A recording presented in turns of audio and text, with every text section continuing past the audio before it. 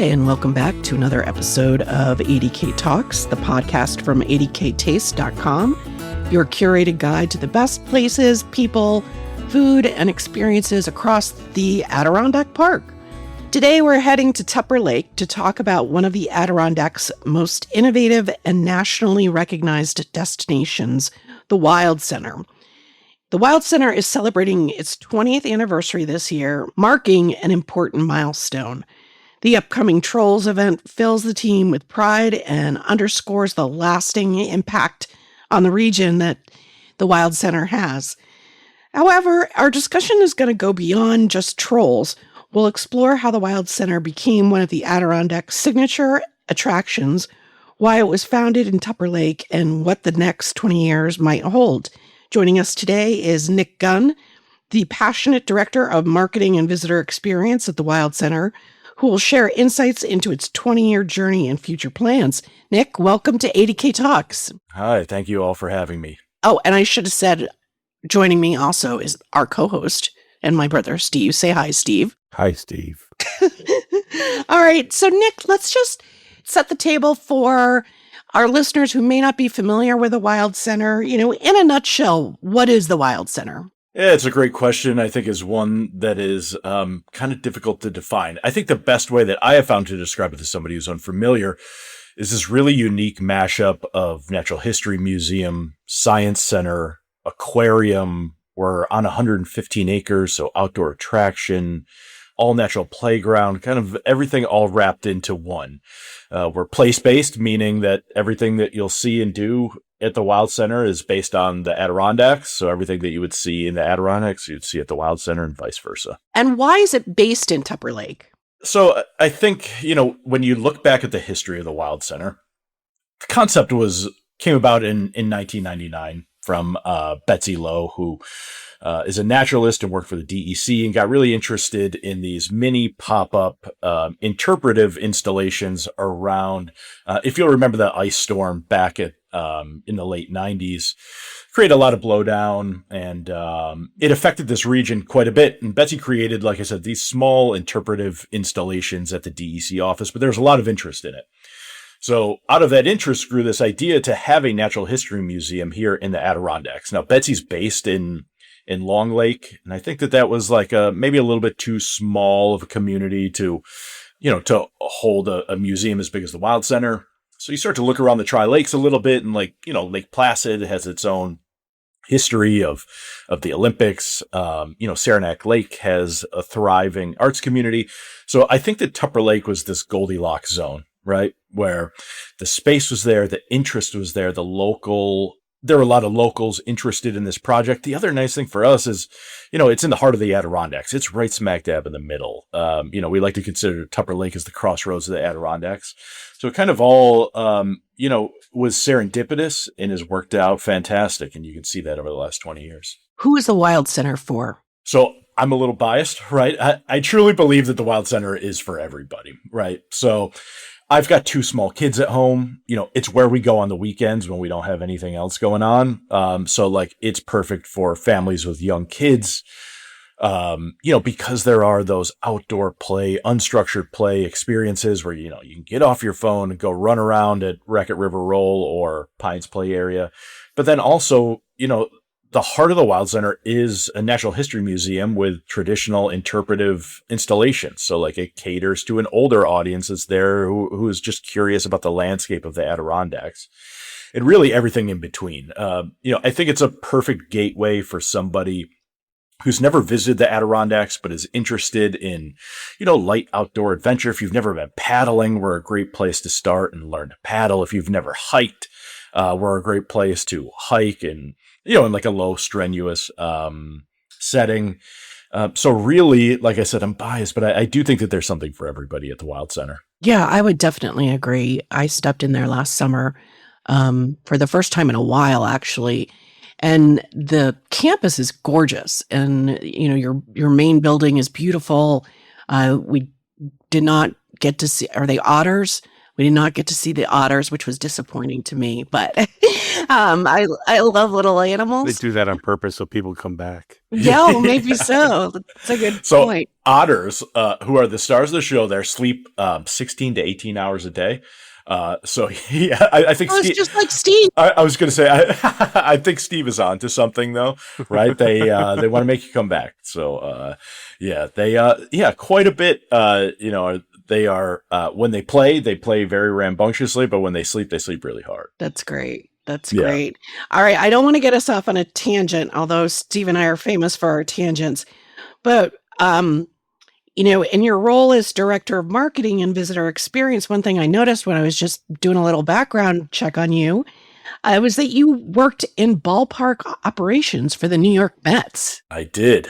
Yes. That's a big jump from New York City to Tupper Lake, I bet. For sure. What exactly does ballpark operations involve? And is there a parallel to what you're doing now at the Wild Center? At first glance, maybe there's not a connection, but I think you dig a little bit deeper and there's quite a few things that lend themselves to both jobs. So, right after graduating, from business school, I went and worked for the New York Mets in ballpark operations at a really fun, unique time down there. It was the last season of Shea Stadium, first season of Citi Field. So, I was really lucky. I was a young 21-year-old that was a fan. I'm a baseball fan, and my office was literally right next to the clubhouse. But we did a lot of things in that job, right? We did everything from maintenance of the ballpark to, the grounds crew fell under ballpark operations. We would help plan events. And then we also really got to, plan and execute the opening of a brand new, multi-million-dollar baseball stadium. So we did everything from designing trash cans to figuring out visitor flow and, everything in between. It was a really fun job for a young person who's just getting their feet wet. And then in terms of what is the crossover between the Wild Center? I mean, ultimately what we're doing at both places is delivering an experience for, fans or visitors or whatever. So there are quite a few parallels when you talk about visitor experience and ballpark operations, right? Again, you want to make sure that the atmosphere is as welcoming and as fun for everybody who walks through the door. So a lot of lessons taken from that job at the New York Mets that are totally applicable to what we do on a daily basis at the Wild Center. That makes a lot of sense. What surprised you the most when you first joined the Wild Center? I've been coming to the Adirondacks my entire life. I grew up in central New York. My parents brought us to Rollins Pond every single summer to camp. So I'm very familiar with this area. My wife and I moved from New York City up to Lake Placid, over 10 years ago. We were hiking and camping and paddling and skiing every weekend. So we just moved up. So I have worked in small nonprofits in the Adirondack region for, over 10 years at this point. I think what really surprised me the most about coming to the Wild Center is a couple things. One, it's this big world-class museum organization located almost in the middle of nowhere, right? Tupper Lake, not too many people familiar with Tupper Lake. It truly is a hidden gem. And to see the operation that happens on a daily basis is really impressive and really surprised me. The other thing that surprised me is, getting to know the staff when I joined was really impressed, right? The Wild Center draws staff members from around the country and really, really dedicated and bright and innovative people. And it's hard not to feel inspired coming to work every day and getting to work with a team as dedicated and qualified and innovative as the staff at the Wild Center. You guys are open right now on the weekends, but you'll go to 7 days a week starting Memorial Day weekend, right? Correct. Yep. So from Memorial Day until Indigenous Peoples Day, actually this year, October 31st, we're open daily from 10 a.m. to 5 p.m. And then shoulder seasons, we're open weekends, Friday to Sunday. I haven't gotten there yet, but the Wild Nights exhibit that you do in the winter looks really cool. Can you describe that a little bit for our listeners? Sure. Yeah. Wild Lights was a project that came about back in 2020. it's this idea that we've had on a shelf for years, right? To string the campus with lights and have people walk through at night in the wintertime. It was always just it was an idea on a shelf in a folder, collecting dust for years. And then in 2020, when we had to shut down the inside of the building during COVID, we went back to the drawing board and tried to figure out how we're going to deliver on mission and get people outside in a fun and safe manner. And Wild Lights jumped right up to the top. So the cool thing about Wild Lights is it's entirely staff driven. So it's the Wild Center's, 38 full-time staff members that get out there and string lights on over 150 trees and forest music. We work with a composer who does those custom compositions and forest music. We light up Wild Walk. And then on Fridays and Saturdays in the winter, people are able to get outside and how many people can say they walked through the Adirondack forest at night? And felt safe doing it, right? So the nice thing about Wild Lights is truly has transformed our winter operations, right? We were mostly a summer destination. And because of Wild Lights, we now do summer numbers in the wintertime. So it's great, and it's driving people to Tupper Lake. And, it's like I said, the nice thing for us is becoming a tradition for local families, right? See the same families every single year, which is really rewarding. In the Adirondacks, night comes early, so it's not like you guys have to wait till 8 o'clock before you turn the lights on. Especially out in the woods. I was going to say, out in the woods in the middle of the trail, 3:30, it's dark enough to see those lights glow for sure. Yeah. Hey, Nick, while we have a chance, why don't you give the URL for the Wild Center? People are probably interested in looking that up now. Yeah, thanks, Steve. It's www.wildcenter.org. You talked about the founding of the Wild Center and where the idea came from. Was there a moment, sort of a tipping point, though, where you started to get that national recognition? You started to draw people, as you said, some of your staff comes from all over the U.S. What was sort of that tipping point? I think the folks involved in the creation of this place were very, very thoughtful from the get-go, right? So folks like Betsy Lowe, who I mentioned, our executive director, Stephanie Ratcliffe, who has been with the organization since its inception, Obie Clifford, who is a board member who was really insightful and saw the opportunity for this place within a national setting. Howard Fish, who was an original communications and marketing person here, really championed having something like the Wild Center in every community. And what they did was they did this fantastic outreach at the very beginning, right? So in the opening year of the Wild Center back in 2006, we had writers from Wall Street Journal and New York Times and the Boston Globe and from all over the place. So really, we've been getting that national recognition since inception back in 2006. And like I said, it's due in large part to how visionary and thoughtful and forward thinking those folks were. The board of directors back then, folks like locals, like Rick Godin, who really championed this project from the very beginning. It's a testament to, their dedication to this project. And then when Wild Walk opened in 2015, that skyrocketed us into another stratosphere, right? Then, we become the place with the Treetop Walkway, and that opens us up. We went from 50,000 visitors to 150,000 visitors literally overnight, and brought in a whole new set of eyeballs and recognition. So that was another launching point. And then, back in 2024, USA Today named us #1 science museum in the country, which again was another stake in the ground and, a way that we could cement our position, not only here in the Adirondacks or New York State, but across the country. Yeah, I remember when that happened. That's a big deal because they're ranking you among, the Museum of Natural History in the city and really big institutions in big cities all over the country. That I thought that was really impressive. You mentioned the Wild Walk. Listener, I strongly urge you to visit the Wild Center's website and see the Wild Walk. It's really cool. It's this elevated walkway through the treetops. There's this really cool at the end of it. How would you describe it? It's like a spider web that kids can play in. And it's just a really, really neat experience. I love walking that. It's so cool. I think that Wild Walk is the perfect example of the type of thing that we do at the Wild Center, right? Like at first glance, it's a fully accessible walkway that gets you 40 feet up off of the ground, right? So wheelchair, walker, scooter, wagon, you name it, will get you up to the top of it.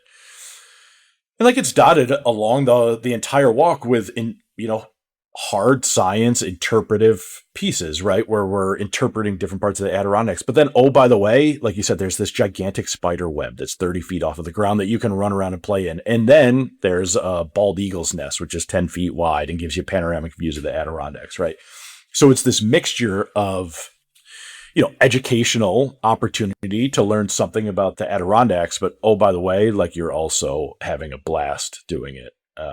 So like I said, totally indicative of the type of experience we're trying to create. And is that what differentiates you, do you think, compared to like the Museum of Natural History in New York, which is enormous, but you don't have that whole inside outside aspect of it that I think is so interesting? I think you're onto something, Jane, and I think that you're spot on. I think that the thing that differentiates us is because we're so new in museum terms, 20 years is nothing. We're still a baby. So it allows us to be innovative and create unique experiences where a place that's been around for hundreds of years, maybe there's just not as much, institutional inertia at the Wild Center that says you have to do this, so on and so forth. And because we're indoor, outdoor, it provides an opportunity to do these unique things out in nature as well as in the museum as well. Yeah, it's not just you're displaying nature, you're immersing people in it. And you're right, it's so experiential. And there's also, I get a sense of sort of awe and wonder when I visit there. It's really something that really makes you stop and think about the Adirondacks and the flora and fauna and all the things. It's a really great experience. So this year, as we mentioned, is your 20th anniversary. What does that mean for folks internally at the Wild Center? I think that marking 20 years does a couple of things. One, it allows us to celebrate what we've achieved in the last 20 years, right? I think it's an opportunity to look back and reflect on, not only the Wild Center, but on the people who made it possible, right? So to look back at where we were 20 years ago, fast forward to 2026, I think like I said, it's a really fun way for the staff to reflect on all of the hard work that's gone into this place, right? And what this place has become. So we're going to take all year to celebrate, both internally and with visitors too, right? We want to remind people of where we've come from and where we're headed and allow people to celebrate with us, right? A museum of our size in a location like Tupper Lake, we can't do it without the support of the community and donors and supporters. So we want this year to just be celebratory and welcome everybody in and just say thank you and look at where we come from and where we are now. What are some of the special events you have planned? Yeah, so we mentioned Trolls, right? The 20th anniversary will be headlined by Trolls. But, other than that, on July 11th, we're going to celebrate our 20th anniversary with one gigantic party. So it's free admission for all visitors. And that's headlined by Martin Sexton, the singer-songwriter, who actually was at the Wild Center's opening back in 2006. So that's a really fun bookend and way to pay homage to that opening back in 2006. So we're going to do everything from live music to hands-on activities to, birthday cake and all sorts of things on that July 11th. But then strewn throughout the year will be nods to the work that we've done over the last 20 years, right? So we just recently recut a film with Adirondack photographer Carl Heilman. Carl, who everybody knows is the premier photographer in the Adirondacks. We premiered a brand new film of his when the museum opened in 2006. So we've created a sequel. So that's premiering in the theater. We'll play every day. We're bringing back some of the science speaker series that we've done throughout the last 20 years.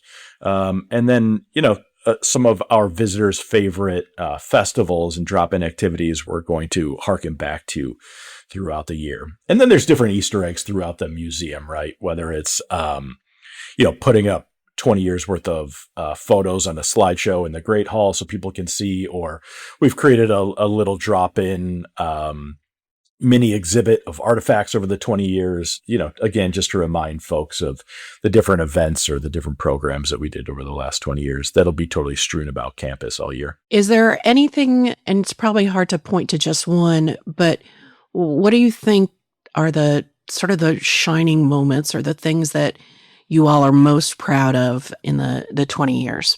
I think the easy answer would be to say some of these large milestones, right? Things like opening Wild Walk or reaching 1 million visitors, or, the creation of the Wild Center's Youth Climate Program, which has impacted kids like worldwide in terms of making a change on climate in their own communities. Those are all things that are straightforward and, of course, everybody is proud of. I think when I think back on the things that I'm most proud of, the work that we do at the Wild Center, it's like these more small, intimate, opportunities to interact with visitors or stories that we hear. Like, for example, a couple things that immediately spring to mind. When we installed the Raquette River Roll, which is a all natural ball run experience that through the woods a couple years ago, we heard from a mom who reached out through social media to say, I visited today with my 13-year-old daughter and 2 of her friends, and we walked the 1 mile of Raquette River Roll. Never once did any of them pull out their phones. They were just walked in the woods and enjoyed each other's company and had fun. And what better experience can we create than that right there? So that, those are the things that I'm most proud of. We go back to 2020 when we shut down for COVID, but immediately started to deliver programming live on social media every single day through a program called Lunchtime Live. And the feedback we got there, one of the examples was there was a grandmother who was in Washington State whose kids live here in the Adirondacks, and she couldn't come visit over the summer because of COVID, obviously, but they tuned in together and watched Lunchtime Live every single day on Facebook, and then would call each other afterwards to talk about whether it was the porcupine that we were showing off or, the bog science. So again, I think that there's these big picture things that we can look at and be proud of. But to me, the stuff that sticks with me and really is impactful are these small, more intimate moments. I love that. That's great. All right, let's talk trolls. For our listeners who may not have been to your website yet, are not familiar with the trolls, what are they in a nutshell? So Thomas Dambo's Troll Save the Humans is a traveling exhibit made up of 6 of his larger-than-life recycled material trolls that travel around the world and are installed in places like the Wild Center. And each of these trolls has their own backstory and mission. And really the story that this exhibit tells is one of sustainability and being better stewards of the earth. And what better story can we show off and display at the Wild Center than one of sustainability and being better stewards of the earth? We think it's a perfect hand in glove fit between Thomas's philosophy and our mission. That's great. How big are they? Yeah, so Ranja Red Eye, who is the smallest troll, is about 15 feet, and Ibby Pip, who's the birdhouse troll, will be in our forest music trail. She's reaching her hand up into the tree. I think it's about 25 feet in the air. So anywhere between 15 and 25 feet. Yeah, they are very large and carry a certain weight with them when you see them in person for sure. I've got to come out and see that. How did the trolls get on your radar? So I've been aware of Thomas's work for quite a while. He did an installation in Mexico City called Future Forest, where he basically took this gigantic plot in Mexico and then went rummaging through landfills and dumpsters and took all the plastic out and basically created a forest out of plastic. Very whimsical. And again, the story that goes along with the actual installation was something that kind of stuck with me and I thought would always be something very Wild Center-y.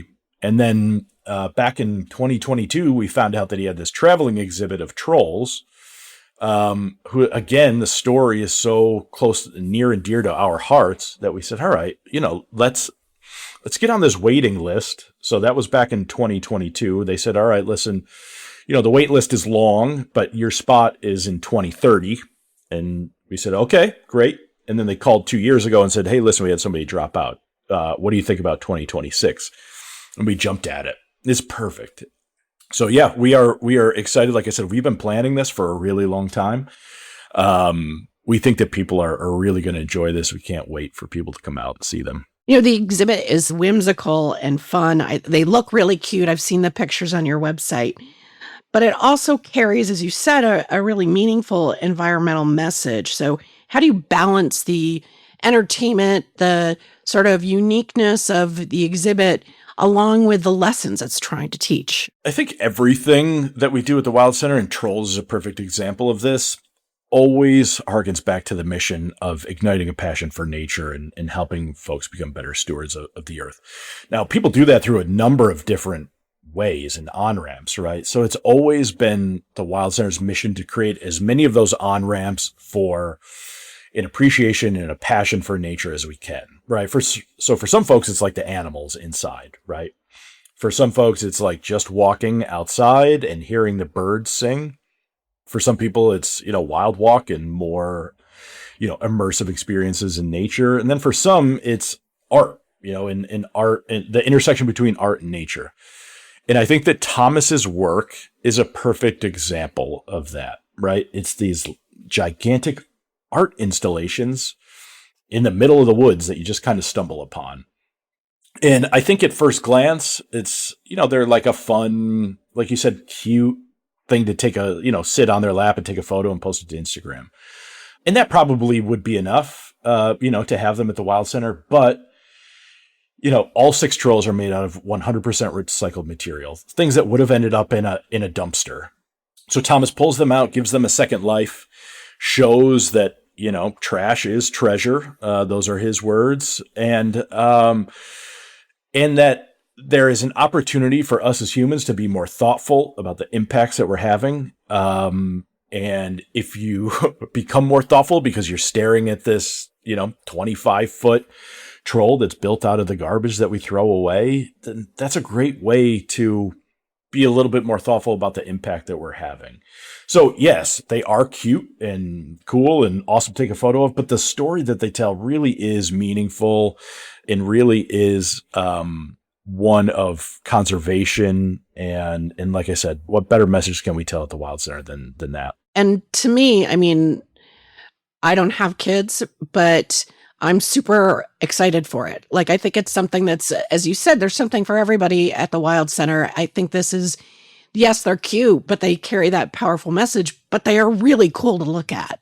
So I'm excited to see them. I think one of the most unique things about this installation and this artwork, quite frankly, is exactly what you said, Jane, is it appeals to a lot of folks, right?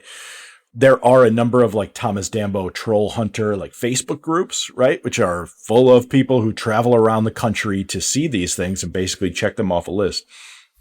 I've been to California and North Carolina and Rhode Island and Maine to see some of these things. And it is a lot of folks are, retired and travel around to see these things. But then also I've visited these trolls with my kids, and there's something to be said about experiencing them with young people, and like just the absolute awe and wonder that accompanies these kids when they see them. I'll tell you just a really quick story.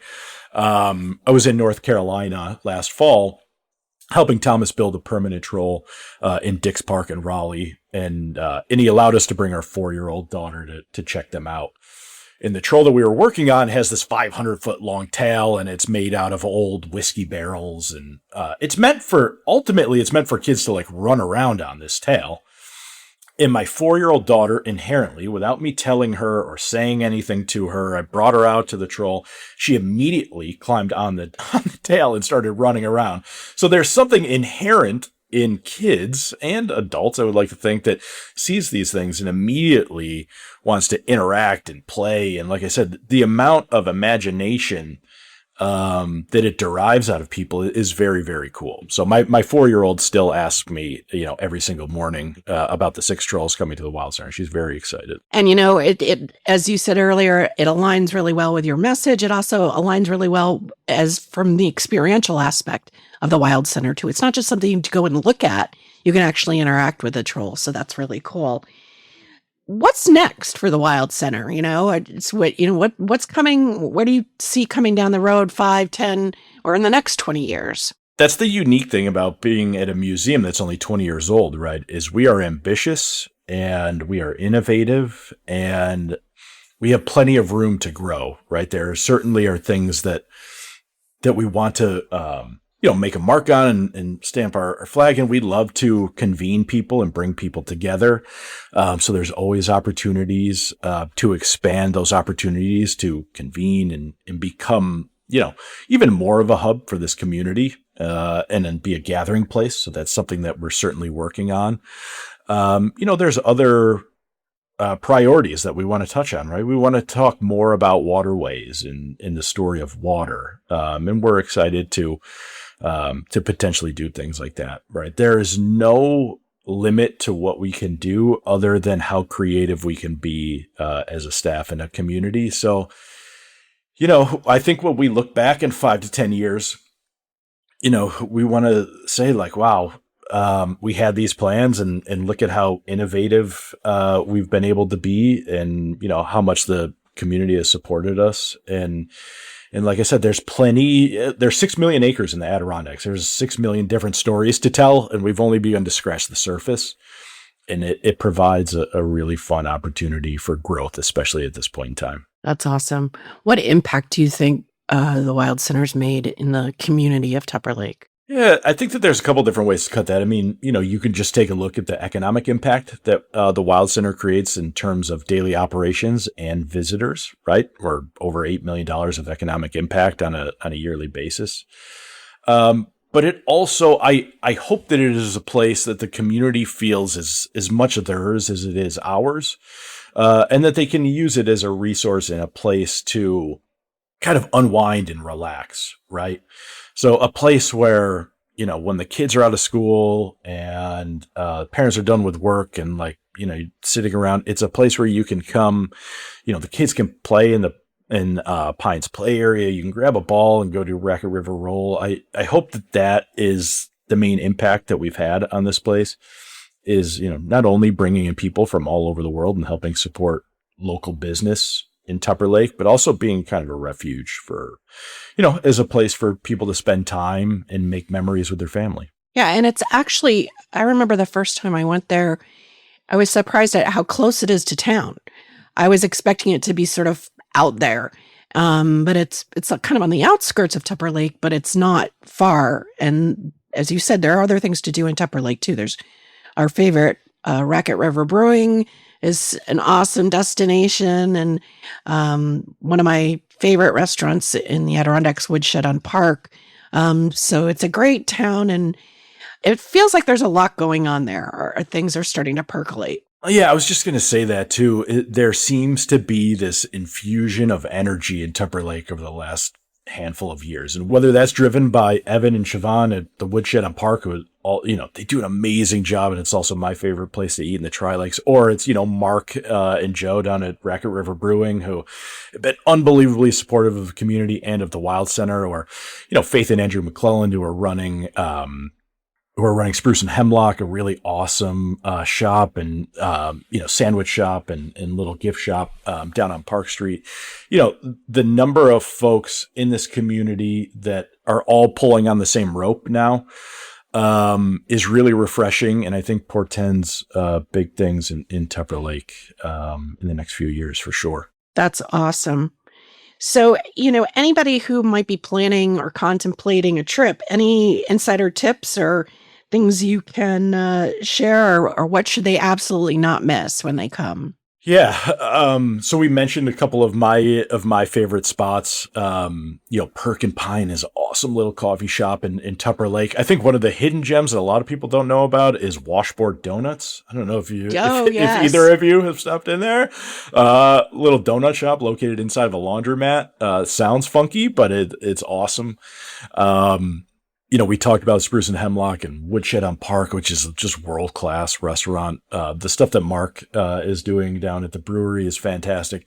And then there's some other just, unique things that people might not necessarily know about. There's, the Tupper Lake Triad is a wonderful place to, get your hiking legs. They're not super strenuous, but they do provide like this awesome view from the top of all three of those mountains. And those are, centrally located in Tupper Lake. The other thing that I think, is going to be really fun and people will really love this summer is the Adirondack Rail Trail, which is finally open all the way from Lake Placid to Tupper Lake. That ride through Tupper Lake is beautiful from Tupper Lake to Saranac Lake. And we really hope that people, get on their bikes or their e-bikes or, however you choose to traverse the rail trail. It really does bring people through a number of different ecosystems, and it's fun and unique and scenic and beautiful. And I think that people are really going to love adding that to their itinerary. That's great. Specific to visiting the Wild Center, any thoughts or advice you would give weekday, weekend, morning, afternoon? Being open 7 days a week does provide an opportunity to really visit anytime. I think from an insider, if it were me and I were planning a trip, this is also going to be a little bit of a plug for membership. However, I do think it's worthwhile. It's okay. So this year, members are going to get early access on Saturday mornings. So if you're somebody who likes to walk through the woods and have quiet and have some more intimate time, either with the trolls or with your family on Raquette River Roll or what have you, Saturday mornings at 8:00 will be open to members. I think that's like a prime time to come because there is something to be said about experiencing what we have to offer in in a quiet, like I said, more intimate setting. I don't think that there's a bad time to visit for sure. I mean, that's kind of comes with the territory of being an indoor-outdoor museum. If it's pouring and you were planning on paddling or hiking, you can come inside and do the, 54,000 square feet of space inside. But if it's a beautiful, bluebird 75-degree day, mornings are good. We're also going to stay open late in July and August as a way to provide people more of an opportunity to experience Wild Center trails and trolls. So in July and August, we'll be open until 7. So that twilight time will also be really nice. And then in terms of what I would do or the places that I really like to go around campus, we talked about Wild Walk and Raquette River Roll. My favorite trail around campus and the place that I tell people to go to first is Forest Music. So it's a 1/4-mile loop in what is otherwise an unremarkable patch of old pine trees. But the unique thing about it is it's dotted around the trail with 24 speakers, and each speaker gets its own individual track. And it creates this composition that when you walk through it, makes it feel as though you're walking through a musical piece. It's really, really unique and kind of envelops you in sound. That music is composed specifically for that trail by Eric Sturr, a composer based out of New Jersey who we've worked with for quite a while. And it's this cool transporting experience that I've never had anywhere else. So that's always my tip to people when they come visit is don't miss Forest Music. I think a lot of people skip by it not knowing exactly what it is. But that's my favorite place on campus for sure. How much time should somebody budget? I think somewhere between 3 and 4 hours.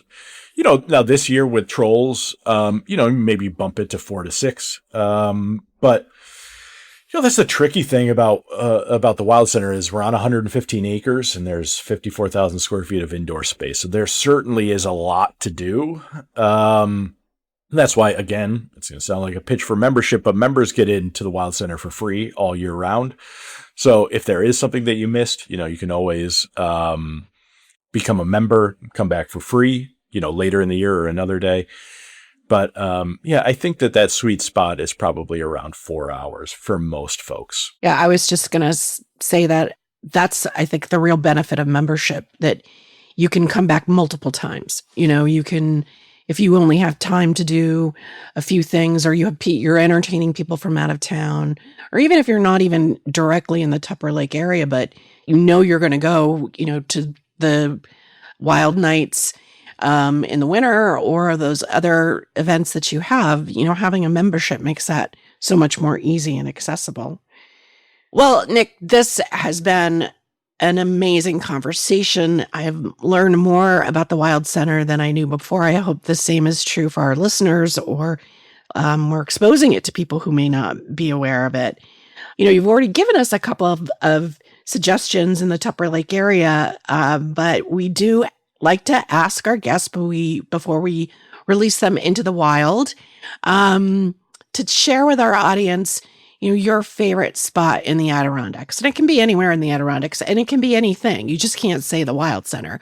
But it can be a trail, it can be a donut shop and a laundromat, it can be a microbrewery, whatever is your, you say to friends who visit, we have to go here or we have to go there. What's your favorite spot? My favorite spot is one probably, meaningful to me for sure. When we moved to the Adirondacks 15 years ago at this point and lived in Lake Placid, the place that we would go every single day with our dog is to Henry's Woods in Lake Placid. Relatively small set of trails, right in Lake Placid, but one where I've spent more time walking and hiking with our dog than any other place in the Adirondack. So I would say, my favorite thing to do, grab a cup of coffee in the morning from Origin, head over to Henry's Woods with my dog and family, and just walk around for an hour and a half. That still is my favorite thing to do in the Adirondacks. That's awesome. Thank you for that. No, wait, that's the first time we've heard that. But as you said, it's 6 million acres. It's larger than the state of New Jersey. So yes. I don't think we've ever had anybody repeat any particular spot. So that's great. All right. Well, Nick, thank you so much for joining us today. I look forward to hopefully seeing you at Trolls this summer. And we congratulate the Wild Center on 20 successful years and are hopeful for 20 more. Yeah. Well, thank you both for having me. This has been a lot of fun. Great. Yes, it has. Thank you. Thank you. I got to go see those trolls. That's going to be such a cool exhibit, and I think a really special thing for the Adirondacks. It's really neat. That'll get a lot of attention. Not that they don't get a lot of attention, but 150,000 visitors a year. That rivals probably pretty much everything else. That's certainly anything in the Tri-Lakes area. It's amazing. And as I also said, I think Tupper Lake is having a little bit of a, it's got some momentum behind it. And there are plenty of things to see and do there that you can also combine with a visit to the Wild Center too. So, all right. Well, listener, thank you again for tuning in. The Wild Center has always been one of those places that reminds people that the Adirondacks aren't just beautiful. They're also creative and curious and constantly evolving. And honestly, giant trolls seem very on brand for the region for some reason.